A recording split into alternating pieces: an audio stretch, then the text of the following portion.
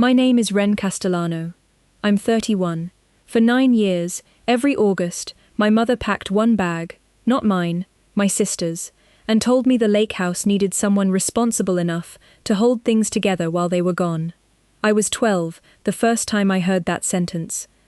I was 21 the last time I believed it. 3 weeks ago, a man in a grey sedan sat outside my bookstore for 4 hours before he worked up the nerve to come in. He wasn't a customer. He was my father's lawyer. And what he handed me across the counter is the reason I'm telling you this story now, instead of letting it die quietly, the way I'd planned to let it die for the rest of my life. Welcome back to Calm Drama Stories. If you've ever been the one who held the house together while everyone else got to fall apart, stay with me. This one's for you. Let me start where it actually started, not with the bag, but with the diagnosis nobody explained to a 7-year-old. My sister Ivy was born with a heart that doctors described, in front of me, like it was a faulty appliance. Structural. Requires monitoring. I didn't understand the words. I understood that my parents' faces changed shape whenever they said them. I was 5, Ivy was 3, and somewhere in that hospital corridor, my family quietly assigned roles nobody voted on. Ivy became the one who needed saving. I became the one who didn't need anything at all. Here's what I want you to notice, because it's the hinge this whole story swings on.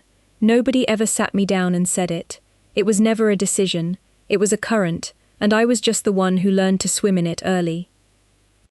By the time I was 7, I already knew the shorthand. If Ivy cried, the house stopped. If I cried, my mother would kneel down, brush my hair back, and say, "You're the strong one, Rennie. Ivy needs us more right now." I didn't know yet that right now was a sentence with no expiration date. The lake house came into it the summer I turned 9. My parents rented a cabin 2 hours north every August so Ivy could rest by water, away from the city's air quality, a phrase a cardiologist had used once, in passing, that my mother turned into scripture. The first year, we all went together. The second year, my mother pulled me aside on the porch and told me I'd be staying home with Grandma Dot instead, because the cabin only had one quiet room, and Ivy needed the quiet room. I want you to sit with that detail for a second, because it took me 20 years to say it out loud, the way I'm about to say it now. There were 4 bedrooms in that cabin. I counted the brochure years later. 4. The only one quiet room was never about the house. It was about who my mother had already decided deserved silence. So every August from 9 to 17, I stayed behind with my grandmother, while my parents and Ivy drove north. Grandma Dot ran a small tailoring shop out of her garage, and unlike everyone else in my family, she looked at me like I was the interesting one in the room, not the leftover one. She taught me to hem, to press a seam flat with my thumb before the iron ever touched it, to read a pattern the way some people read a map. "Cold hands make the cleanest cut," she used to say, because they don't shake. I didn't know it then, but Grandma Dot's garage was the only place in my childhood where I got asked a question, and my answer actually changed something. The postcards came anyway. Every August, a photo of the lake, my mother's handwriting on the back. "Ivy's doing so well up here. Miss you." 2 words. Not we, not come next year. Just miss you, floating alone at the bottom of the card, like an apology that forgot to finish itself. I kept every one of them in a cigar box Grandma Dot gave me, and I told myself I kept them as proof. Proof of what? I couldn't have said at 9. By 17 I could. Here's the year everything cracked open a little. The summer I was 14, when I finally asked why. Not can I come, why? I'd rehearsed it in the bathroom mirror, the way you rehearse something you already know will go badly. I asked my mother straight out, at the kitchen table, why it was always me who stayed. She didn't get angry. That was the worst part. She looked almost relieved, like I'd finally asked the question she'd been waiting to answer. "Because you can handle it, Ren," she said. "Ivy can't handle being left. You've never needed handling." I want you to notice the word she used. Not loved. Handled. At 14, I didn't have the vocabulary to know that being told you don't need handling isn't a compliment. It's a job description. But I filed the sentence away, in the same box where the postcards lived, and something in me quietly closed a door that never fully reopened. That same summer, I overheard something I wasn't supposed to hear, the first real crack in the story I'd been told about my own childhood. Grandma Dot was on the phone in the kitchen, late, thinking I was asleep. "Then let her come live here for the school year, Marion," she said. A pause, then, sharper, "She's not a spare room, she's a child." Another pause, longer this time, and then my grandmother's voice went very flat and very final. "You'll regret this arithmetic one day, not because of what it does to her, because of what it does to you." I lay in the dark that night, turning the word arithmetic over and over, not understanding it, only understanding that my grandmother had offered to keep me, and my mother had said no, and the reason had nothing to do with love. It would be years before I found out what that reason actually was. I did the math myself, eventually, the practical kind. At 16, I got a job at Grandma Dot's shop doing alterations after school, and instead of spending the money, I started hiding it. Not for college. My parents assumed college, and I let them, because letters can be read by anyone who checks the mailbox first. I was saving for something else, a door with my name on the other side of it. I picked the location the unglamorous way. A road atlas from the shop, a legal pad, and a list of requirements so specific they read like a ransom note. Far enough that nobody would drive there on a whim, cheap enough to survive on part-time wages, and it had to be a town with an old building I could imagine turning into something, because thanks to Grandma Dot, my hands already knew how to fix things other people threw away. I found it in a strip of coastline in Maine, a town called Solby Cove, in a real estate listing for a defunct hardware store with a leaking roof and a rent so low it was practically an apology. I wrote to the landlord with a return address that wasn't mine. I told no one, not even Grandma Dot, and leaving her out of it was the only part of the plan that actually hurt. The day after my high school graduation, where, notably, my parents left 40 minutes early because Ivy had a follow-up echocardiogram scheduled for that same afternoon, an appointment they'd known about for a month and never mentioned to me until the ceremony was already underway. I packed my grandmother's old sewing machine, 4 boxes of clothes, and the cigar box of postcards into a rented U-Haul, and I left a note on the kitchen table instead of a conversation. "I'm safe. Please don't look for me."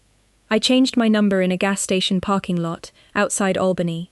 I didn't look back until Maine was already ahead of me instead of behind. Here's the part of the story that surprises people every time I tell it. Leaving didn't feel like falling. It felt like finally being allowed to breathe at a normal depth after years of shallow, careful breaths. The hardware store became a shop within 2 years. First alterations and mending, the only skill I trusted. Then slowly, custom clothing, because word travels fast in small coastal towns when someone can turn a torn coat into something better than new. I named it Dots, after the only person who'd ever asked me a real question and waited for the answer. I built a life there nobody in my family knew existed. A landlord who became a friend. A regular customer, an old fisherman named Hollis, who paid half in cash and half in fresh cod, and never once asked why a 20-year-old with talented hands had shown up in his town with no history attached to her. I liked that about Solby Cove. Nobody there had a version of me they'd already decided was true. For 4 years, my only thread back to Ohio was a single postcard I mailed to Grandma Dot every August. No return address, just a small hand-stitched button taped to the corner, so she'd know it was me without anyone else being able to trace it. She never wrote back. She had nowhere to write to, but I imagine her holding that button up to the light every year and knowing exactly what it meant. Still here, still whole, still yours. The discovery, when it finally came, wasn't dramatic. It was a magazine feature on small New England craftspeople, a photographer who wanted authentic Maine character, and a shop owner too proud of 4 years of survival to say no to a little visibility. 3 weeks after it ran online, a comment appeared under my photo from someone I barely remembered, a family friend from Ohio. "Ren Castellano? Is this Marion's daughter?" 11 days after that, the bell over my shop door rang on an ordinary Tuesday, and I looked up from a hem I was pinning to find my mother standing between the coat racks in her good wool coat, exactly the way she used to stand at the edge of a room, deciding who deserved her attention first. She didn't apologize. I want to be precise about that, because precision is the only kind of justice I've ever fully trusted. She looked around at the shop, my name stenciled on the window, 4 years of work stacked on every shelf, and the first full sentence out of her mouth was, "So this is what you ran off to build." I suppose it's fine, for a hobby. That's when I understood she hadn't driven 600 miles to see me. She'd driven 600 miles to resize me back down to something she recognized. I poured her coffee anyway. Not out of weakness. A woman standing on ground she built herself can afford to be generous with it, and for 20 minutes she told me the authorized history of my childhood, how independent I'd always been, how well it had clearly worked out, how proud she was. Look at this place. Not once did the word sorry make an appearance. Not once did she ask what those Augusts had actually cost me. Then she told me why she'd really come, and it wasn't about repairing anything. Ivy, 29 now and married, was having a second child, high-risk pregnancy, doctors watching her heart closely, the way they always had.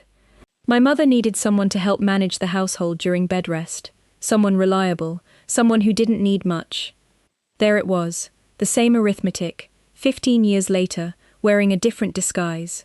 I set the coffee pot down, and, for the first time in my life, I said no in that house's native tongue, quietly, without a scene, exactly the way they'd trained me to refuse nothing and demand nothing. Except this time the quiet wasn't obedience. It was a boundary. "I'll send flowers," I said. "I'm not the plan, not this time." My mother's face did something I'd never seen it do before. It faltered, and in that falter, for one unguarded second, I saw something underneath the church smile composure she'd worn my entire childhood. Exhaustion. Real, bone-deep exhaustion, the kind that doesn't come from managing one sick daughter, the kind that comes from managing an entire life on the same tight, breathless arithmetic for 30 years. She left without another word. I thought that was the end of it. It wasn't. 2 weeks later, Grandma Dot called, the first phone call in 4 years, since our whole ritual had been silent buttons on postcards, and she told me something that reframed everything I thought I understood about my mother. When my mother was 13, her own younger sister had been sick. Not Ivy's kind of sick, but sick enough that a family friend had once offered to take my mother in for a year, give her a break, a room of her own, a childhood that wasn't organized entirely around someone else's fragility. And my mother's mother, my great-grandmother, had said no. The reason, verbatim, passed down through Grandma Dot for 30 years. It would look like we couldn't manage. Families that manage don't send children away. My mother had spent her entire childhood being the strong one nobody thanked. And instead of breaking the pattern when she had daughters of her own, she'd simply handed the role down, the only inheritance she knew how to give, the same strength that had hollowed her out, wrapped now around me like it was a gift instead of a debt.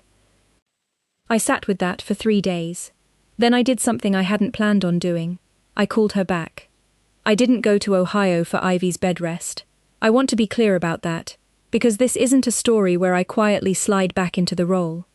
But I did fly out for one dinner, on my own terms, at a restaurant instead of that kitchen table, and I told my mother what Grandma Dot had told me. I watched her face when I said the words "it would look like we couldn't manage," the exact sentence her own mother had used on her, 30 years before she used a version of it on me. She didn't cry. My mother doesn't do that in public, but she went very quiet, and for the first time in my life, she said something that wasn't a script.